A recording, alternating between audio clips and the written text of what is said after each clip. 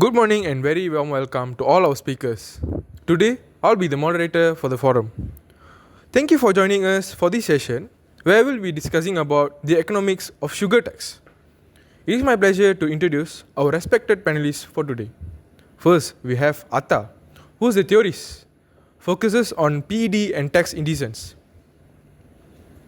Next, we have the local analyst with valuable experience in Malaysian context and student behavior. Lastly, we have Hussein, the policy evaluator who brings insights from self-care and outcomes. Let's give a round of applause for our panelists. Today we are tackling a critical public health intervention, which is the sugar tax in Malaysia. So in Malaysia, this was implemented an excise duty on sugar sweetened beverages. From a microeconomic standpoint, we aren't just looking at the health, we are also looking at how a change in price alters the consumer's behavior. Atta, looking at the McNall Brew and Flynn 2021's edition, how the textbook define the core mechanism at the play here?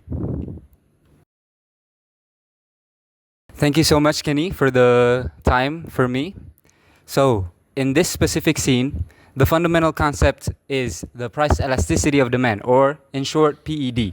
So, the price elasticity of demand is a calculation or a formula that measures the responsiveness of a consumer demand or for a specific good relative to its price of that specific good, the change of its price of that specific good. So, in mathematically, the formula will be stated as the change or the percentage change of the quantity demanded divided by the percentage change of the specific price of that specific good. So, when the government imposes its new tax on this specific product, it will shift the supply curve vertically upwards, which in turn will make that specific new equilibrium as the amount of the tax. So this creates a new equilibrium with a higher price and also a lower quantity. So the quote-unquote success of this specific tax in reducing the sugar intake of its citizens will almost entirely depend on how much of the specific product is actually elastic or inelastic, because it's all entirely depend on the consumer side. So if the demand is elastic, then it will in turn be in favor of the producers. If it's inelastic, then it will be in turn in favor of the consumers. Okay, so Atta, that actually leads us to a very important question actually. So who actually pays the tax? Is it the manufacturer who produces the product or the consumer who buys it? So with that specific question, it all entirely depends on the relativeness of that specific product's elasticity. So according to the tax incidence theory on our textbook, the first one is if that specific product is elastic, if that the demanded product, or in this case is a sweet beverages product, is inelastic, that the consumers are almost kind of addicted or have fewer substitutes to that specific beverages or that specific product, they will keep on buying that same product even if the price increases or decreases. So in this specific case, if the demand is inelastic, then the producer almost entirely passes the burden of the taxes to the consumers, because they will not respond to any slight price increase or a price decrease. And if the demanded product, or in this case the sweet drinks and the sweet beverages, is elastic, consumers are more sensitive to the price changes of that specific product.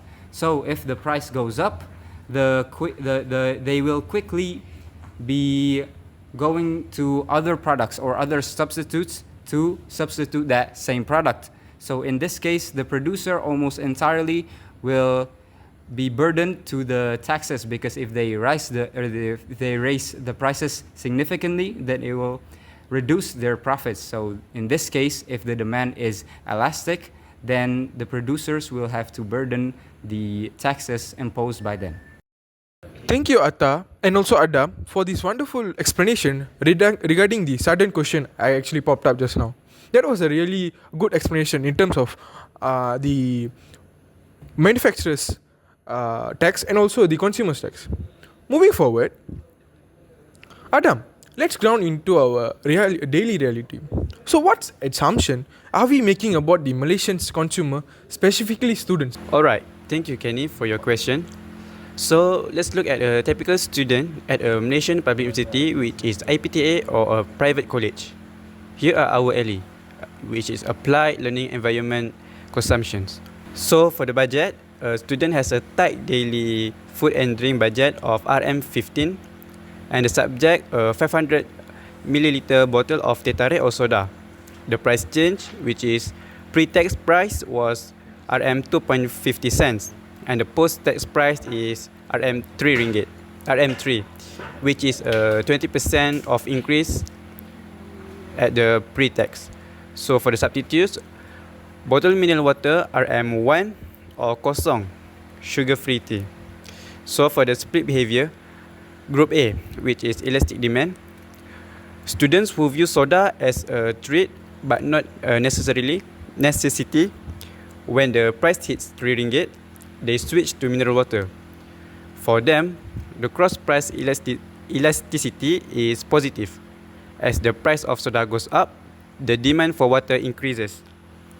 And the logic is, these students have a high price elasticity of demand, which is PED, because mineral water is only 1 ringgit. The opportunity cost of buying the soda has risen by switching to the water. They save 2 ringgit per day compared to the new soda price, which is 3 ringgit. And the cross price elasticity mentioned that because these goods are substitutes, when the price of teh tarik goes up, the demand curve for mineral water shifts to the right.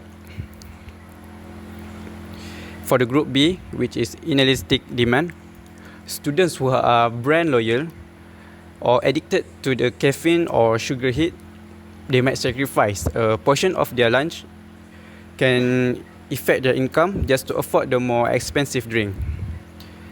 Since their budget is fixed at RM15, that extra 50 cents for a drink must come from somewhere else. They might downsize their nasi campur from 2 side dishes to maybe 1. You can mention factors like habituation, which is sugar or caffeine addiction, or brand equity. For them, there is no close substitute for that specific sugar hit. Total expenditure on the drink rises from RM2.50 cents to RM3, meaning their real income has actually decreased because their purchasing power for food has shrunk. So for the policy goal, the government implements this tax specifically.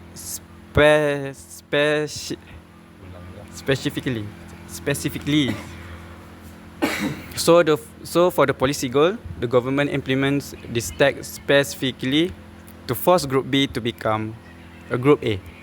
They want to move people away from inelastic, unhealthy habits towards elastic, healthy choices, which is mineral water. So for the reality gap is, you can argue that if the tax isn't high enough, Group B will simply suffer a lower standard of living, which is eating less food because they have a tight daily budget, rather than changing their drinking habits. Thank you. Thank you, Adam, for the wonderful explanation also in terms of students' reality and also what they are facing in their real life in terms of the being a consumer, as also a consumer in terms of sweet beverages. Moving forward, Hussein, as a policy evaluator, which scenario is better for the government actually? Does the tax work better than when the demand is elastic or inelastic? Explain about it, Mr. Hussein. This is where the issue becomes a classic policy paradox. The answer depends entirely on what the government is trying to achieve. For example, if the primary objective is public health, specifically to reduce sugar consumption, then the tax works best when the demand is elastic. In this case, a relatively small increase in price leads to a disproportionately large reduction in consumption, Consumer respond by switching to substitutes such as water or low sugar alternative, allowing the health objective to be achieved effectively. However, if the government's main objective is revenue generation, then the tax is more effective when demand is inelastic. When consumers continue purchasing sugary drinks despite higher price, tax revenue remains high. The downside, of course, is that the reduction in sugar consumption is limited, so the public health impact is relatively weak. Empirical evidence from research supports this decision. According to the Ministry of Health, the implementation of the sugar tax triggered significant behavioral response on the producer side rather than solely among consumers. Approximately 70% of beverage manufacturers reformulates their products to reduce sugar content below the taxable threshold of 5 grams per 100 milliliters. From a microeconomic perspective, this outcome can be understood as a substitution of inputs. Instead of absorbing the tax or passing it fully onto consumers, firms change their production receipt to remain on the untaxed segment of the supply curve. This adjustment represents a policy success for a government's perspective because overall sugar consumption declines even if the quantity of beverage consumers remains largely unchanged. Thank you, Mr. Hussein, for the wonderful explanation regarding the inelastic and also elastic explanation for the tax, sugar tax. So it's very true actually. Approximately 70% of the beverage manufacturers reformulate their products to reduce sugar content below the taxable and also of 5 grams per 100 milliliters. So yeah, to wrap up our 20-minute session, what are our final takeaways regarding the consumers and producers? Hussein, what is the idea of yours? For producer, the sugar tax is a nudge to innovate. If they face elastic demand, they must reformulate or lose market share. For consumers, the tax acts as a price signal that corrects for negative externalities. The future cost of healthcare diabetes that isn't included is the RM 2.5 price tag. So, in summary, we can refer back in this specific case to the McConnell book. So we must remember the total revenue test. If the specific cafe or the specific producer that produces those sweet beverages will experience a revenue fall after the taxes are imposed, then that it is most likely that the product is an elastic product. And in turn, however, if the revenue rises after they impose that tax and they have the prices increase, then it will in turn be defined as an elastic product where the producers will gain more and will pass the burden of taxes to the consumers instead. So if the revenue if the revenue of the cafe total revenue increases, then it's a elastic product, and if the revenue falls, then it is an elastic product. So they are more hooked to the brand, and the consumers are more likely to buy still from them, and the prices of the product and total revenue of the said coffee shop will increase in turn. Thank you. Alright, to wrap up our 20-minute session, the final takeaways regarding the consumer and producers is ultimately this RM 50 cents increase is more than just loose change. It is a test of market power for the producer and a test of willpower for the consumer. On a campus budget of RM 15, every cent is a choice between habit and health. That is for me. Thank you. Excellent panelists. You all actually great in terms of telling and explaining what is sugar tax, because I was totally jammed and also totally freeze in terms of what is sugar tax and what it does in terms of Malaysians and also students. And yeah, Atta and also Adam just now, they actually explain theoretically, and also Adam, He explained in reality based examples. And thank you very much for the explanations. In summary, the sugar tax in Malaysia is a life experiment in price elasticity. It forces us to ask, is it my favorite drink worth that extra 50 cents? Or is it time to switch to water or to non-sugar drinks?